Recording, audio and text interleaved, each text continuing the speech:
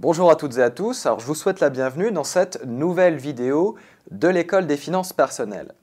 Robert Kiyosaki est l'auteur du livre Père riche, Père pauvre, recommandé par l'école des finances personnelles. Il a également écrit Augmenter votre intelligence financière et Guide pour investir, tous deux également recommandés par l'école des finances personnelles. Robert Kiyosaki est un investisseur américain, un homme d'affaires et conférencier, et ses livres se sont vendus dans le monde à plus de 26 millions d'exemplaires. Je vous propose dans cette vidéo de découvrir les 7 idées clés de son best-seller international Père riche, Père pauvre. L'une des leçons les plus importantes du livre est de comprendre comment utiliser au mieux son esprit et son temps pour atteindre le bien-être financier. La différence fondamentale entre un candidat à la richesse et un candidat à la pauvreté réside dans sa capacité à se poser les bonnes questions pour résoudre les problèmes qui se présenteront à lui.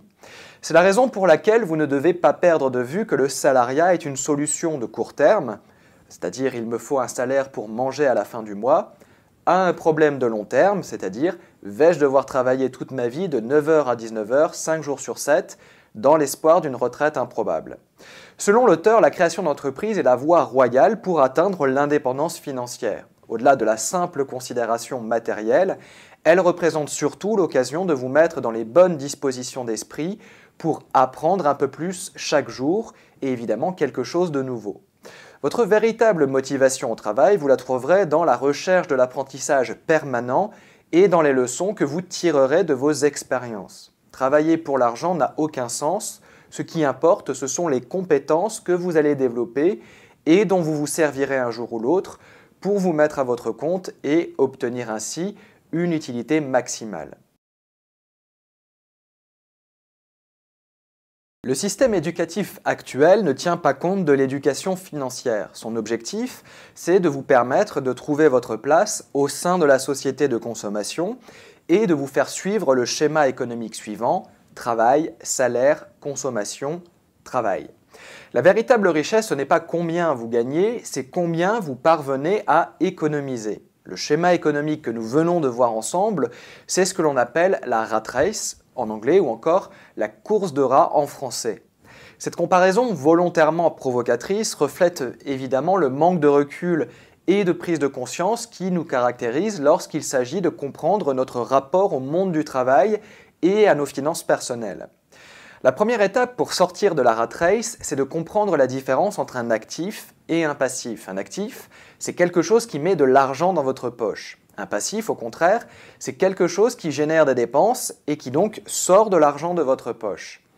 Ainsi, la cause principale de l'appauvrissement des classes moyennes réside-t-elle dans leur ignorance de la différence entre un actif et un passif qui les pousse à acheter toujours plus d'éléments de passif sans s'en rendre malheureusement compte.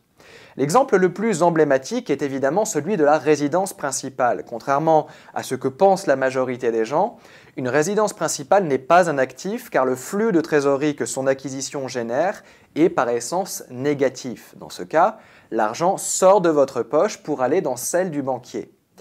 La clé du succès pour sortir de la course de rats, c'est donc de comprendre la différence entre un actif et un passif, d'acheter encore et toujours des actifs générant des revenus réguliers et de maintenir ses dépenses à un niveau acceptable.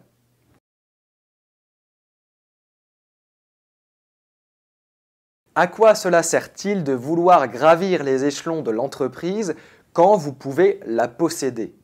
Alors Robert Kiyosaki s'est lui-même enrichi grâce à la création d'entreprises, et s'il existe bien d'autres moyens de s'enrichir et de quitter la course de rats, la création d'entreprises et l'investissement dans l'immobilier sont effectivement deux voies possibles et extrêmement efficaces, à condition d'en maîtriser les règles élémentaires. Kiyosaki a investi beaucoup d'argent dans l'immobilier à une époque où l'immobilier connaissait un début de cycle haussier, ce qui lui a évidemment permis, en plus de son aptitude à dénicher de bonnes affaires, de devenir rentier en l'espace de 3 années seulement. Dans ces conditions, il s'est ensuite libéré de la contrainte de son emploi salarié pour se lancer dans les affaires et faire prospérer son propre business. La conclusion principale à tirer de son expérience personnelle, c'est que vous devez le plus tôt possible faire en sorte d'épargner une bonne partie de vos revenus pour ensuite les investir et commencer à générer des revenus passifs. Le cycle du flux de trésorerie, l'argent qui entre dans votre poche, est différent selon que vous êtes propriétaire de votre entreprise ou salarié. En tant que chef d'entreprise, vous gagnez de l'argent que vous dépensez pour ensuite payer vos impôts. En tant que salarié, vous gagnez de l'argent, vous payez vos impôts et ensuite seulement vous pouvez le dépenser. C'est cette différence fondamentale qui explique l'accélération du processus d'enrichissement pour le chef d'entreprise en comparaison du salarié. Pour prospérer en tant que chef d'entreprise, vous devez maîtriser certaines compétences clés que Kiyosaki regroupe sous l'appellation QI financier. Ces compétences sont notamment la comptabilité, la stratégie d'investissement, la loi du marché et enfin le droit. Pour devenir un investisseur professionnel, vous devez adopter le comportement du chasseur plutôt que celui du fermier. Bien que cela ne soit pas familier, le comportement du chasseur est bien plus proche de celui de l'investisseur professionnel car il sait comment saisir les opportunités qui se présentent au bon moment. Robert Kiyosaki explique ainsi qu'il existe deux types d'investisseurs. Ceux qui achètent des packs d'investissement, c'est-à-dire des consommateurs de produits financiers, et autre type d'investisseurs, ceux qui s'occupent de leurs propres investissements. Les investisseurs professionnels sont ceux qui savent véritablement comment s'enrichir et développent des compétences dans des domaines clés tels que l'identification d'opportunités, la levée de fonds et évidemment le management. Pour s'enrichir, un investisseur professionnel comme Charlie Munger a appris à déceler la véritable valeur d'une entreprise. Il a à l'esprit un ensemble de modèles mentaux qui lui permettent de déterminer en un bref laps de temps si l'investissement dans telle ou telle entreprise sera rentable ou non. Enfin, l'acceptation et la gestion du risque, ce que l'on appelle la résilience, seront votre meilleurs alliés pour garder la tête froide et ne pas vous laisser piéger par vos émotions au moment de la prise de décision. Le système éducatif forme des experts dans des domaines toujours plus restreints. Dans l'optique de l'indépendance financière, la spécialisation est le principal écueil auquel vous devez échapper pour ne pas vous retrouver bloqué. Au contraire, vous avez tout intérêt à redécouvrir la loi de Pareto pour maîtriser les 20% de compétences qui apportent 80% de la valeur ajoutée caractéristique de chaque discipline. Si vous souhaitez créer votre entreprise, vous devez maîtriser 3 aptitudes majeures que sont notamment la gestion de trésorerie, le management de système et le management des hommes.